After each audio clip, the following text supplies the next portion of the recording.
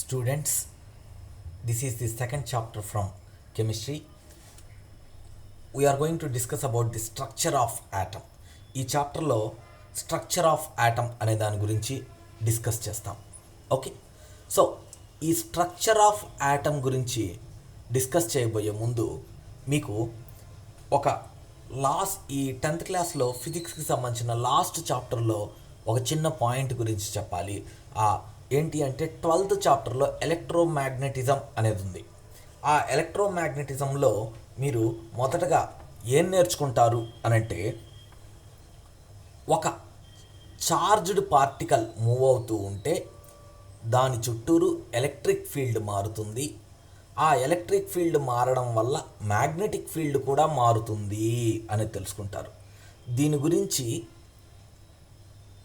నేను last lesson electromagnetism చెప్పేటప్పుడు మీకు బాగా అర్థమవుతుంది. సో మీరు ఇప్పటికి ఏం గుర్తుపెట్టుకుంటారు అని అంటే, when ever there is motion of a charge there is the variation of electric field, also there will B variation of magnetic field అని మాత్రమే గుర్తుపెట్టుకోండి. ఒక చార్జ్ మూవ్ అవుతుంటే దాని చుట్టూరు ఎలక్ట్రిక్ ఫీల్డ్ మారుతుంది, అలాగే మ్యాగ్నెటిక్ ఫీల్డ్ కూడా మారుతుంది. ఓకే, సో అది మాత్రం గుర్తుపెట్టుకోండి. Now will start. ఈ ఒక్క పాయింట్ గుర్తుపెట్టుకున్న తర్వాత అసలు లెసన్లోకి వెళ్దాం. Okay, so first in this structure of atom, first let me tell what is an electromagnetic wave. ఒక ఎలక్ట్రోమాగ్నెటిక్ వేవ్ అంటే ఏంటి అనేది చెప్పనివ్వండి. సో అసలు ఈ ఎలక్ట్రోమాగ్నెటిక్ వేవ్ ఎలా ప్రొడ్యూస్ అవుతుంది అని అంటే, when a vibrating charge, whenever the charge vibrates, an electric field is changed around it. అంటే ఒక చార్జ్డ్ పార్టికల్ ఇలా ఉందనుకోండి, ఇది మూవ్ అవుతూ ఉంటే దాని చుట్టూరు ఎలక్ట్రిక్ ఫీల్డ్ అనేది మూవ్ అవుతుంది. కానీ నేను ఇక్కడ ఏమంటున్నానంటే, ఒక చార్జ్డ్ పార్టికల్ ఉంది, అది అటు ఇటు వైబ్రేట్ అవుతూ ఉందనుకోండి, అటు ఇటు వైబ్రేట్ అవుతూ ఉందనుకోండి. వైబ్రేట్ అవుతూ ఉంటే మనకు ఆ వైబ్రేటింగ్ పార్టికల్ చుట్టూరు అంటే ఈ స్పేస్లో ఏమవుతుంది అంటే, there will B variation of electric field. Variation of electric field అనేది ఉంటుందన్నమాట. ఓకే, సో నేను ఇందాక చెప్పిన పాయింట్ ప్రకారము ఎలక్ట్రిక్ ఫీల్డ్ చేంజ్ అయితే ఆటోమేటిక్గా మ్యాగ్నెటిక్ ఫీల్డ్ కూడా చేంజ్ అవుతుంది. సో ఈ మ్యాగ్నెటిక్ ఫీల్డ్ చేంజ్ ఏ డైరెక్షన్లో ఉంటుంది అంటే, ఎలక్ట్రిక్ ఫీల్డ్ ఏ డైరెక్షన్లో చేంజ్ అవుతుందో దానికి పర్పెండిక్యులర్ డైరెక్షన్లో మ్యాగ్నెటిక్ ఫీల్డ్ అనేది చేంజ్ అవుతుందన్నమాట. సో ఈ విధంగా ఎలక్ట్రిక్ ఫీల్డ్ మ్యాగ్నెటిక్ ఫీల్డ్ మారుతూ ఉన్నప్పుడు ఎలక్ట్రోమాగ్నెటిక్ వేవ్ అనేది ప్రొడ్యూస్ అవుతుంది. So what is an electromagnetic wave అంటే, a wave which is produced perpendicular to the mutually perpendicular electric and magnetic fields is called electromagnetic wave. అంటే already పర్పెండిక్యులర్గా ఉండేటటువంటి electric field magnetic ఫీల్డ్కి perpendicular డైరెక్షన్లో produce అయిన వేవ్నే మనం ఏమంటామంటే electromagnetic wave అని అంటాం. సో దీని గురించి యాక్చువల్గా అంత అవసరం లేదు, కాకపోతే ఒక పదం చెప్పాను కాబట్టి అలా చెప్పాను. సో అసలు వేవ్ అంటే ఏంటో తెలుసా? వేవ్ అంటేనే ఒక డిస్టర్బెన్స్, ఒక చేంజ్. ఓకే, సో ఈ వేవ్స్లో మనం ఇక్కడ ఎలక్ట్రోమాగ్నెటిక్ వేవ్స్ గురించి డిస్కస్ చేస్తాం. ఎందుకంటే light is an electromagnetic wave కాబట్టి, ఎలక్ట్రోమాగ్నెటిక్ వేవ్ అనే వర్డ్ వచ్చింది కాబట్టి ఎలక్ట్రోమాగ్నెటిక్ వేవ్ అంటే ఏంటి, అది ఎలా ప్రొడ్యూస్ చేస్తారు అనేది చెప్తున్నాను. So when a charged particle vibrates, an electric field is changed around it. So ఇక్కడ చూసారంటే, ఇక్కడ చూడండి రెడ్ కలర్లో ఎలక్ట్రిక్ ఫీల్డ్ అనేది చేంజ్ అవుతుంది ఈ డైరెక్షన్లో.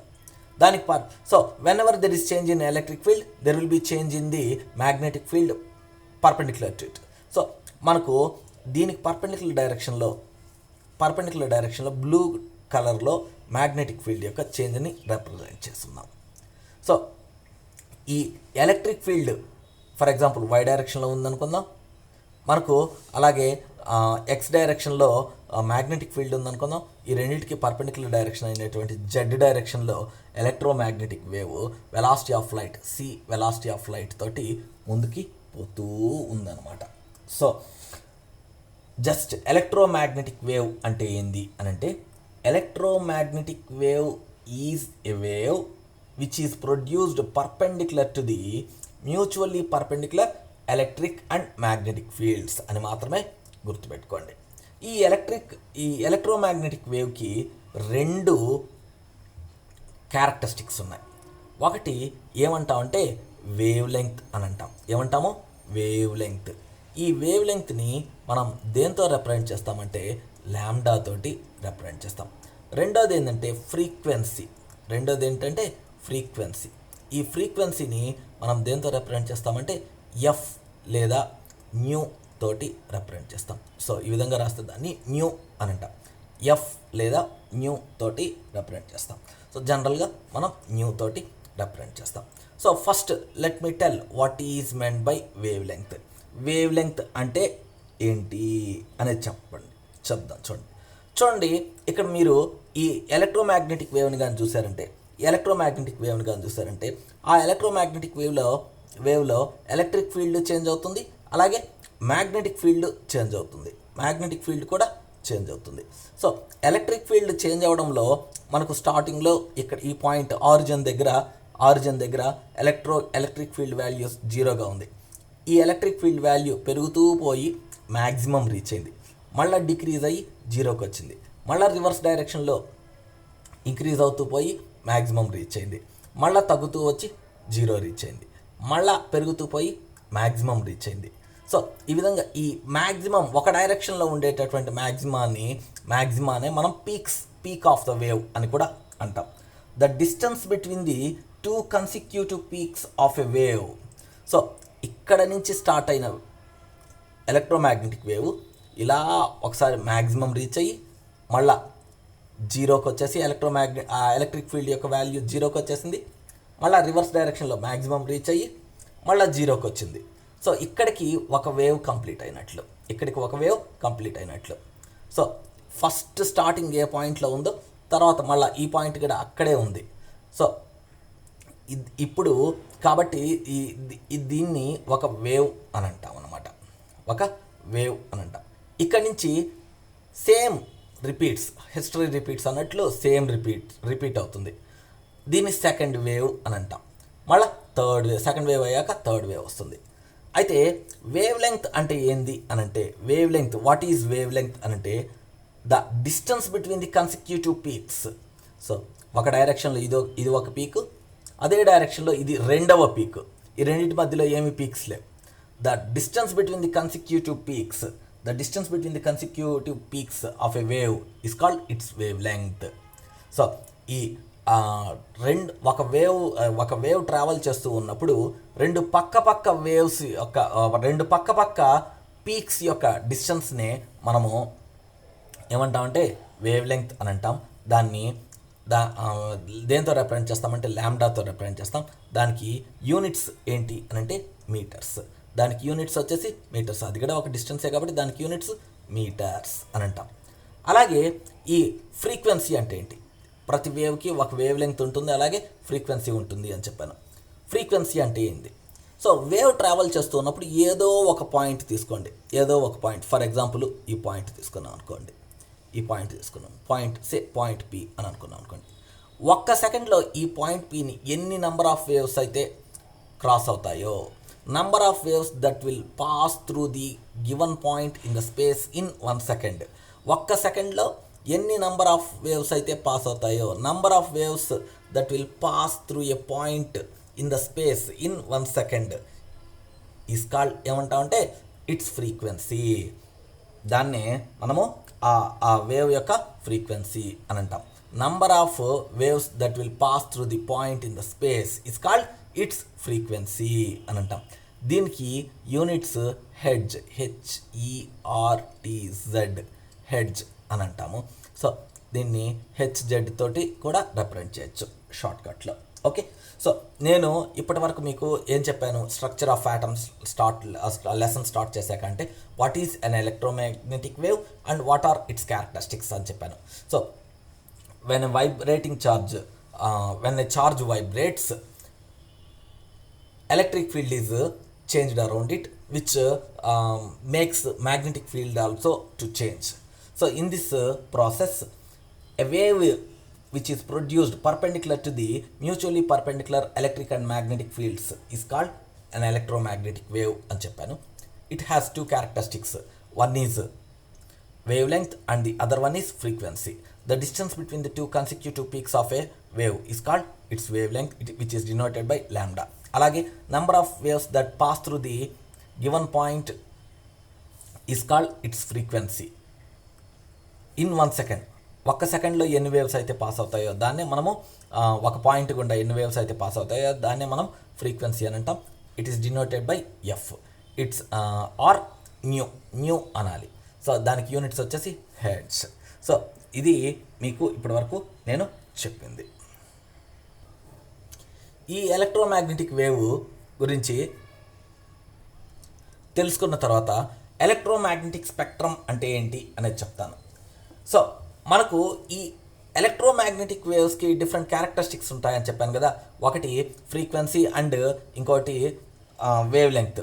సో ఈ డిపెండింగ్ అపాన్ ది ఎనర్జీ, లేకపోతే డిపెండింగ్ అపాన్ దేర్ ఫ్రీక్వెన్సీస్, లేదా depending upon the wavelength, మనకు ఎలక్ట్రోమాగ్నెటిక్ వేవ్స్ అన్నింటినీ ఒక అరేంజ్మెంట్ చేశారనమాట. This series or arrangement of electromagnetic waves in the decreasing order of their frequencies or in the increasing order of their wavelengths is called electromagnetic spectrum. మనకు రకరకాల electromagnetic waves ఉంటాయి depending upon their frequency are wave length. ఆ electromagnetic waves అన్నింటినీ in the decreasing order of their frequency లేదా in the increasing order of their wave length arrange చేసి పెడితే ఆ అరేంజ్మెంట్ని మనం ఏమంటామంటే ఎలక్ట్రోమాగ్నెటిక్ స్పెక్ట్రమ్ అని అంటాం అనమాట. What is the relation between wave length and frequency అంటే ఒక్కసారి చూడండి. వేవ్ లెంగ్త్ని మనం ల్యాండాతో రిప్రజెంట్ చేస్తున్నాం, ఫ్రీక్వెన్సీని న్యూతో రిప్రజెంట్ చేస్తున్నాం. The product of wave length and frequency is called it's velocity. Velocity of electromagnetic wave is always constant, which is denoted by c, and its value is 3 into 10 power 8 meters per second. Velocity of electromagnetic wave అనేది వ్యాక్యూమ్లో ఎప్పుడు constant. దాన్ని మనం సీతో represent చేస్తాం. దాని value ఎంత అంటే 3 into 10 power 8 meters per second. So ఇది ఏంటి, ఈ వెలాసిటీ ఆఫ్ లైట్ ఏంది అని అంటే it is equal to the product of wave length and frequency. Product of wave length and ఫ్రీక్వెన్సీని వెలాసిటీ ఆఫ్ ఎలక్ట్రోమాగ్నెటిక్ వేవ్ అని అంటాం. జనరల్గా ఏ వేవ్కైనా సరే product of wave length and frequency దాని యొక్క వెలాసిటీ అవుతుంది. ఇది ఎలక్ట్రోమాగ్నెటిక్ వేవ్ కాబట్టి వెలాసిటీ ఆఫ్ ఎలక్ట్రోమాగ్నెటిక్ వేవ్ అంటాం. అన్ని ఎలక్ట్రోమాగ్నెటిక్ వేవ్స్కి వ్యాక్యూమ్లో వెలాసిటీ వచ్చేసి సేమ్గా ఉంటుంది. దాన్ని సీతో రిప్రజెంట్ చేస్తాం. దాని వాల్యూ ఎంత అంటే 3 into 10 power 8 meters per second. Suppose ఈ ఎలక్ట్రోమాగ్నెటిక్ వేవ్ అనేది మనకు వ్యాక్యూమ్లో ట్రావెల్ చేయకుండా ఏదైనా అదర్ మీడియంలో ట్రావెల్ చేస్తూ ఉంటే మనం ఏమని రాయొచ్చు అంటే product of wave length and frequency is equal to velocity of that wave in that medium అని రాయొచ్చు అనమాట. ఓకే. సో ఇది ఎలక్ట్రోమాగ్నెటిక్ వేవ్ అంటే ఏంటి, ఎలక్ట్రోమాగ్నెటిక్ స్పెక్ట్రమ్ అంటే ఏంది. ఈ ఎలక్ట్రోమాగ్నెటిక్ స్పెక్ట్రంలో నేను చెప్పినట్టు మీకు చాలా వేవ్ లెంగ్త్స్ కలిగినవి లేదా ఫ్రీక్వెన్సీస్ కలిగినవి ఉన్నాయి. అయితే ఎలక్ట్రోమాగ్నెటిక్ వేవ్స్ అన్నీ కూడా మనకు కంటికి కనిపించవు అనమాట. Only certain range of electromagnetic waves మాత్రమే మన నేకెడ్ ఐకి కనిపిస్తాయి. Those electromagnetic waves, that range of electromagnetic waves in the electromagnetic spectrum which are sensitive to our naked eye, మన కంటికి సెన్స్ కల్పించేటటువంటి ఎలక్ట్రోమాగ్నెటిక్ స్పెక్ట్రంలో ఉండేటటువంటి రేంజ్ ఆఫ్ ఎలక్ట్రోమాగ్నెటిక్ వేవ్స్ని మనం ఏమంటామంటే visible light అని అంటాం. ఏమంటామో విజిబుల్ లైట్. సో ఈ విజిబుల్ లైట్ అనేది ఎక్కడి నుంచి ఎక్కడికి స్టార్ట్ ఏంటి అంటే it starts from violet and ends with red light. So దీన్నే మనము విబ్గ్యార్ అని కూడా అంటాం. VIBGYOR అని అంటాం. వి అంటే వైలెట్, ఐ అంటే ఇండిగో, బి అంటే బ్లూ, జీ అంటే గ్రీన్, వై అంటే ఎల్లో, ఓ అంటే ఆరెంజ్, ఆర్ అంటే రెడ్. సో దీన్నే మనం విజిబుల్ లైట్ అని అంటాం. ఎలక్ట్రోమాగ్నెటిక్ స్పెక్ట్రంలో ఈ విబ్జిఆర్ఏ కాకుండా చాలా ఉన్నాయి. మనకు infrared rays, ultraviolet rays, X rays, ఇలా చాలా ఉన్నాయి. కాకపోతే మనము వీటిలో విజిబుల్ లైట్ అంటే ఏంది అని అంటే it range of electromagnetic waves that are sensitive to our naked eye is called visible light. ఈ visible light starts with violet and ends with red light అని చెప్తాం అనమాట. ఓకే.